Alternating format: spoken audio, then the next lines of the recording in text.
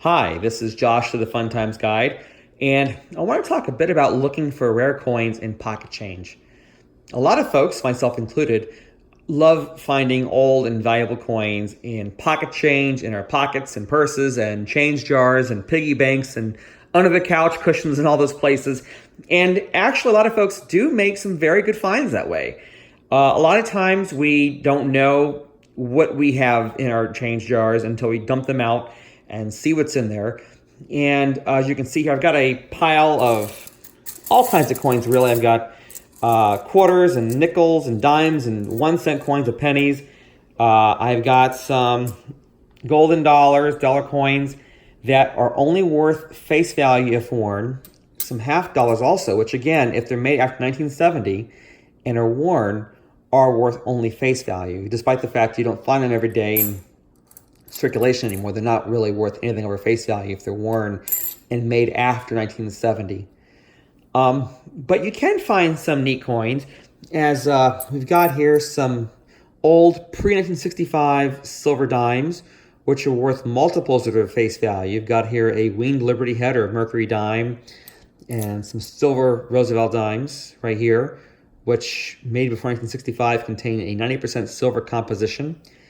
And made some old Jefferson nickel finds and some wheat cents and such.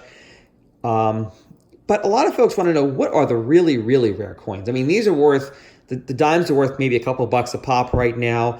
The wheat cents, 5 to 15 cents a pop. The pre-1960 Jefferson nickels worth between 8 and 10 cents if worn in most cases. But what are the really, really rare coins out there, and how do you find them? Well, there are a few pieces that you do want to keep an eye out for. They include the 1909 SVDB Lincoln cent, 1914 D Lincoln cent, 1922 plain Lincoln cent that has no mint mark visible on the obverse or head side of the coin, the 1916 Denver Mercury dime, which is a very rare coin worth about $1,000 and up, the 1916 Standing Liberty quarter, and then you want to look from error coins, coins that are double stamped or have the edges clipped off due to minting errors. Coins that are off-center, have off-center strikes.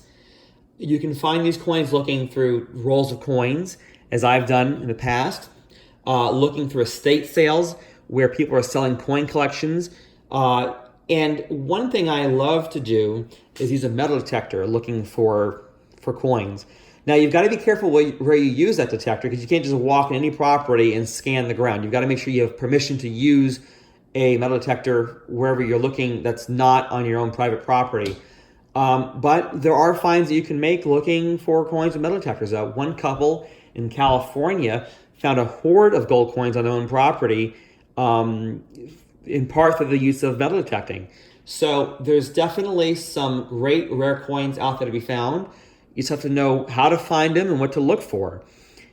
This is Josh with the Fun Times Guide. I urge you to check out our website, where I've got tons of articles on there on rare coins and how to find them and what they're worth, and hope that you make some great finds yourself, and wishing you happy collecting.